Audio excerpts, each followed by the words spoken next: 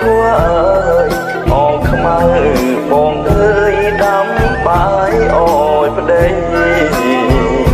ព្រឹកនេះបងទៅកាប់ព្រៃសូមខ្មៅស្រី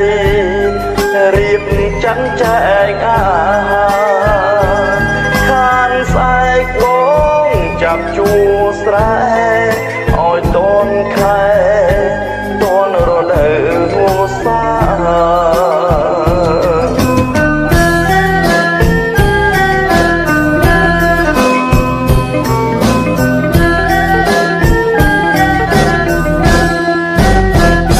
បាយសំណុំនឹងទាំងដំពងអូនរៀបជូនបងព្រមទាំងថ្នាំលូស្លាឡាយត្របែងវិញជីក្រមាទុំពីសាក្រលៀងមនក្រោយបាយថ្ងៃនេះមកនៅចាំខ្ទងតែអារម្មណ៍អូនជាប់នឹងប្រថ្លៃ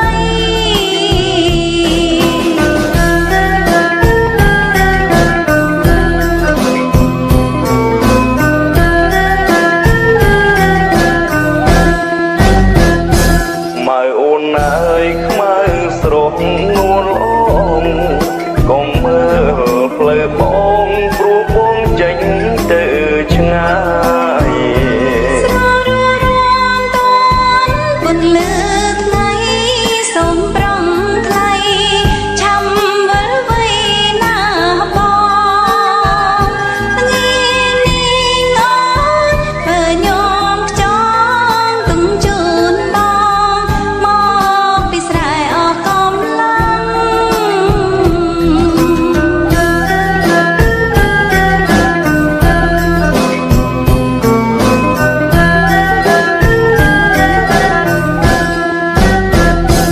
មន់រងាវលឺសូខ្វាយខ្វាយអខ្មៅបងអើយដាំបាយអើយប្តីព្រឹកនេះបងទៅកាប់ព្រៃសូមខ្មៅស្រីរៀបចាត់ចែងអាហារខានស្អែកបងចាប់ជួស្រែឲ្យតនខែតនរដូវវស្សា